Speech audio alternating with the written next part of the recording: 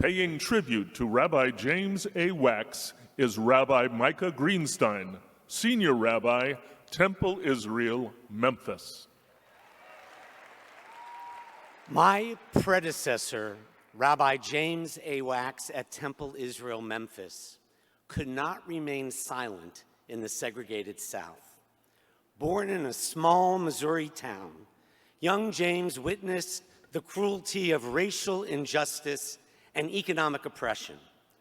Whether it was for civil rights or mental health issues or simply being a voice for the voiceless, his strong stand for equal rights set him apart in a culture far from the norm at that time. Social justice was the thread that bound together the fabric of Rabbi Wax's life.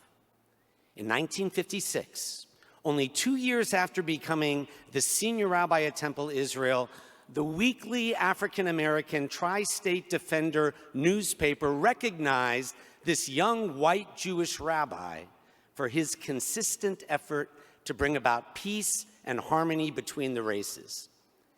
In 1967, less than 6 months before Dr. Martin Luther King Jr. was assassinated, Rabbi Wax was elected president of the Memphis Ministers Association, the only rabbi among 115 ministers, of whom only 15 were black.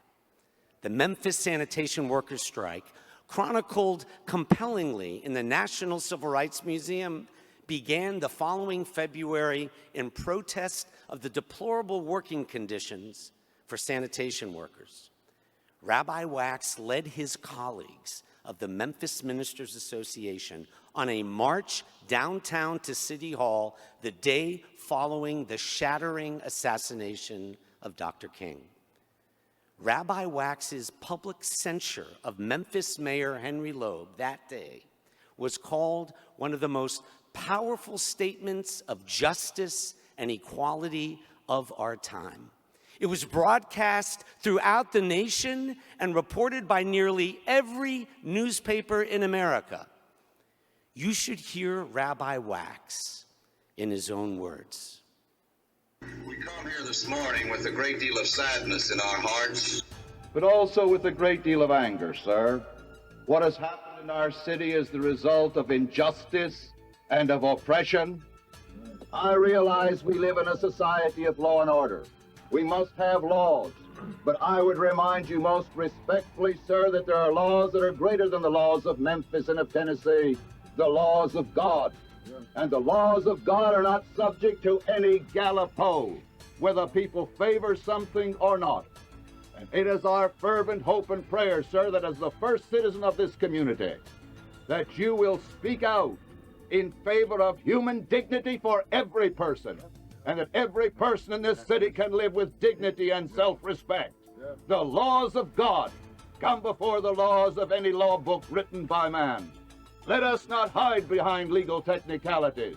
Let us not wrap ourselves up in slogans. Let us do the will of God for the good of this city.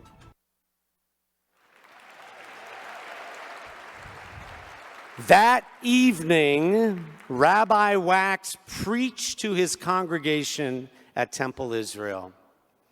Martin Luther King personified the greatest teachings in Judaism and Christianity, and he did it without violence. He sought to appeal to the heart and conscience of man. No person is either a good Christian or a good Jew who is guilty of the sin of bigotry and intolerance. Rabbi Wax thundered, Judaism and Christianity enjoin us to love God and to love our fellow man as our neighbor. Said Rabbi Wax's dear friend, Reverend Frank McRae, Jews are better Jews and Christians are better Christians because Jimmy was around.